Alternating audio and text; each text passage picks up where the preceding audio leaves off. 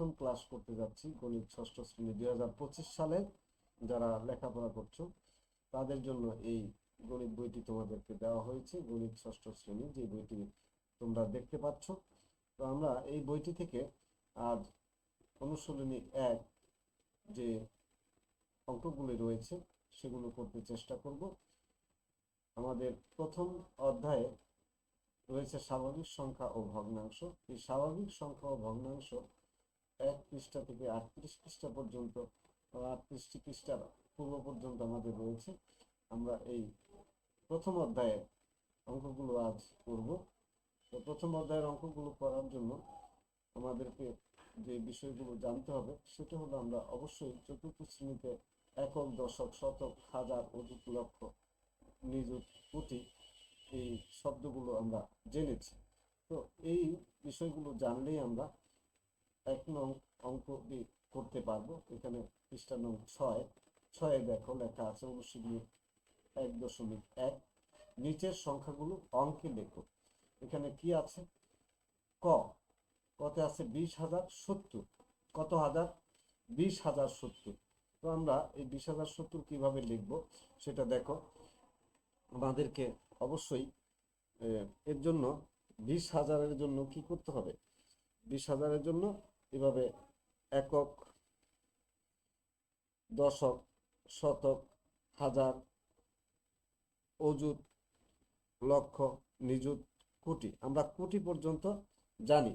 তো আমাদের দরকার কি? হাজার পর্যন্ত। 20,000 একক, দশক, শতক, হাজার। কত হাজার? 20,000। তবে আমরা এখানে এই হাজার পর্যন্ত লিখলে 9,000-এর পরে আর লিখতে পারবো না। এই জন্য আমাদের আরো একটা ঘর নিতে হবে। একক, দশক, শতক, হাজার, অযুত। অযুত পর্যন্ত কেন যাব আমরা? কারণ এখানে আছে 20,000। একের ক, একের ক, এখানে আমরা যেই অঙ্কটি দেখতে পাচ্ছি 20,070 প্রথমটি, তাহলে আমাদের একক, দশক, শতক, হাজার, অযুত পর্যন্ত যেতে হবে। কারণ আমরা 9,000-এর পর 10,000 লিখতে হলেও অযুতে যেতে হয়। এটুকু মনে রাখলেই আমাদের সুবিধা হবে। এখন দেখি 70 লিখতে হবে একক এবং দশকের মধ্যে। তো এখানে লিখে দিলাম আমি 70, এখানে লিখলাম 70, আর ওই পাশে আছে 20,000। তাহলে এখানে আমি লিখব 20, প্রথম থেকে লিখলাম 20, শেষে লিখলাম 70। মাঝখানে যে ঘরটা থাকলো এটা শূন্য দিয়ে আমি ভরাট করে দিলাম।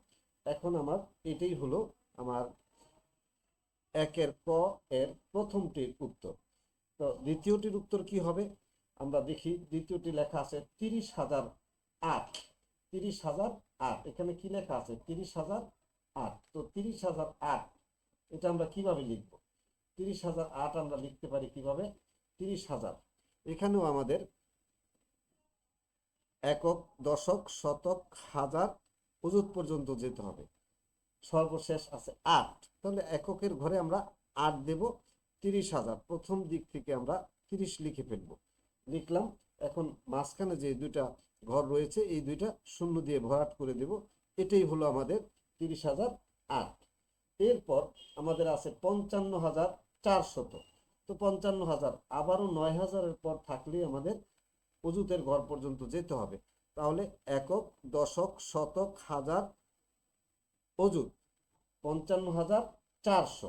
এবার 400 লিখতে গেলে একক, দশক, শতক, অর্থাৎ শতকের ঘর 4, তারপরে দুইটা শূন্য, 400 হলো। আর এ পাশে আছে 55,000। তো আমার 55,000 এদিক থেকে লিখলে 55,000, এখানে আর মাঝখানে কোনো ঘর থাকে না। তো আমাদের এই অঙ্কটাও হয়ে গেল। একের ক আমরা সম্পূর্ণ করলাম। এবার আমরা একের খ করব। একের খ কিভাবে করা যায় দেখো।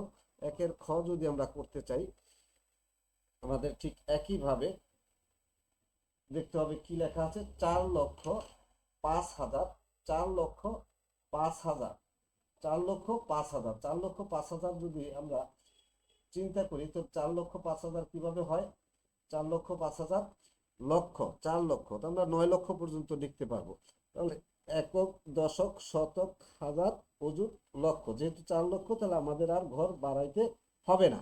তো 4,05,000, তো 4,05,000, 5,000 লিখলে হাজারের ঘরে 5, একক, দশক, শতক, হাজার, এই হাজারের ঘরে আমি 5 দিলাম, 4 লক্ষ।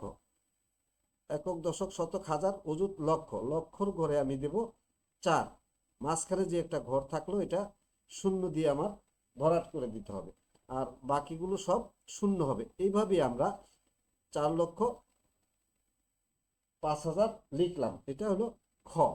খ এর প্রথমটি আমরা করলাম। এবার দ্বিতীয়টিতে আছে 7,02,075।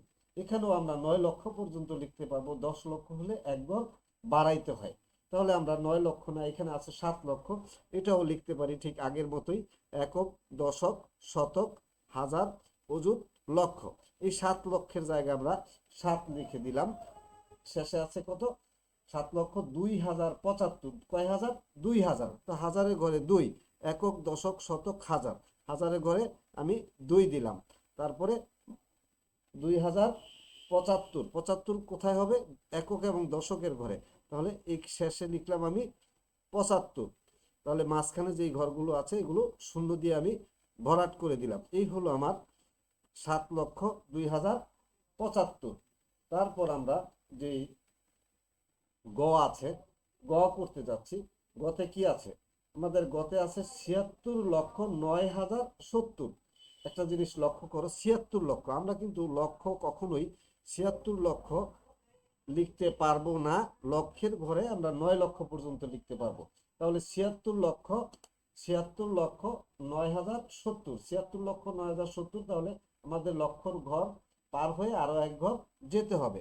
তাহলে আমরা এখানে একক দশক শতক হাজার অযুত লক্ষ আরো এক ঘর বেশি নিলাম, নিযুত পর্যন্ত গেলাম। তাহলে 76 লক্ষ, 76 লক্ষ। তাহলে প্রথমেই আমি 76 লিখে ফেললাম। 76,09,000। তাহলে 9,000 পর্যন্ত আমরা হাজারের ঘরে লিখতে পারবো। একক দশক শতক হাজার 9,000, 9,000 কত? 9,070।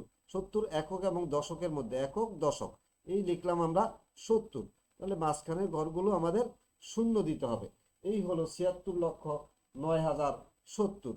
আশা করি তোমরা বুঝতে পেরেছো গয়ের প্রথমটি। দ্বিতীয়টি আছে আমাদের 30,09,004, 30,09,004। 30,09,004 আমরা কিভাবে লিখবো? 30 লক্ষ, আবারও 76 লক্ষের মতোই 9 লক্ষর উপরে একক দশক শতক হাজার অযুত লক্ষ আরো এক ঘর বাড়ালাম নিযুত পর্যন্ত। তাহলে এখানে 30 লক্ষ প্রথমেই লিখে ফেললাম। 30,09,004 একক দশক শতক, শতকের ঘরে 9, এককের ঘরে 4, মাঝখানে শূন্য। এই হলো 9,004। তাহলে মাঝখানে যে দুইটা ঘর খালি আছে এই দুইটা তো আমরা শূন্য দিয়ে দেব। তাহলে এই গ আমরা করলাম। তাহলে কি হলো? 30,09,004। আমরা এই গ পর্যন্ত এই ক্লাসে করব। এভাবে আমরা নিচের গুলোও করতে পারবো। পরবর্তী আরেকটি ক্লাসে বাকিগুলো তোমাদের করে দেওয়া হবে। তো আজকের মতো এখানে বিদায় নিলাম। আল্লাহ হাফেজ।